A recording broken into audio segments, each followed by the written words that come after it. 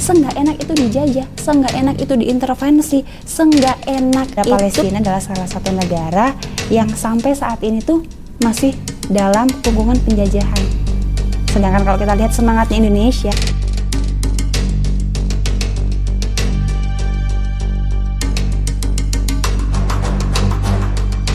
banyak banget nih pertanyaan yang suka muncul. Kenapa sih Indonesia itu harus memperjuangkan kemerdekaan Palestina, padahal di negeri sendiri aja udah ribet banget, masalahnya banyak, terus gak ada hubungan darah juga, letak geografisnya juga jauh dari Indonesia, budaya juga beda.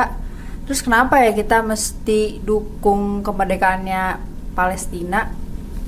Kenapa sih kita harus mengeluarkan tenaga, harus mengeluarkan banyak dana, banyak banget lembaga-lembaga pengumpul dana buat bantuin Palestina. Negara Indonesia itu sedang butuh gitu.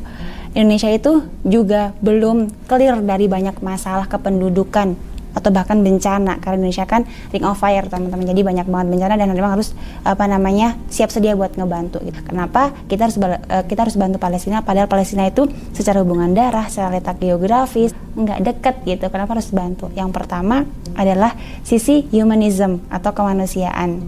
Oke, kita lihat kan kalau negara Palestina adalah salah satu negara yang sampai saat ini tuh masih dalam kungkungan penjajahan.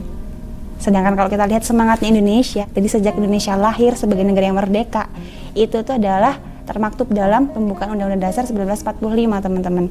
Kemerdekaan adalah hak setiap bangsa, dan oleh sebab itu maka penjajahan di atas dunia harus dihapuskan. Nah itu misi Indonesia adalah itu.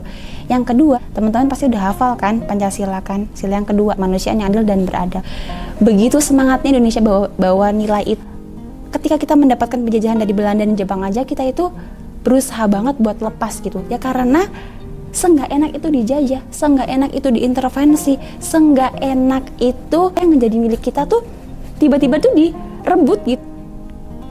Dan gimana kita ngelihat adik-adik kecil? Oke, teman-teman gini, lihat Palestina, negara yang mungkin jarang banget di blow up sama media. Sekalinya di blow up sama media, itu pasti yang ada tuh unsur darah-darah, ada anak kecil berdarah, orang tua berdarah, penembakan, baku hantam dan lain sebagainya, yang kadang tuh kita nggak tahu itu usul masalahnya tuh apa, padahal itu adalah wujud nyata daripada penjajahan gitu.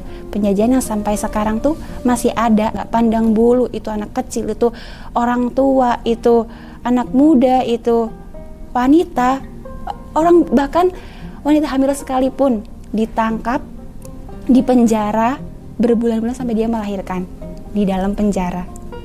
Bagaimana perasaan Anda, teman-teman? Nah itu kenapa harus bantu adalah sisi humanism.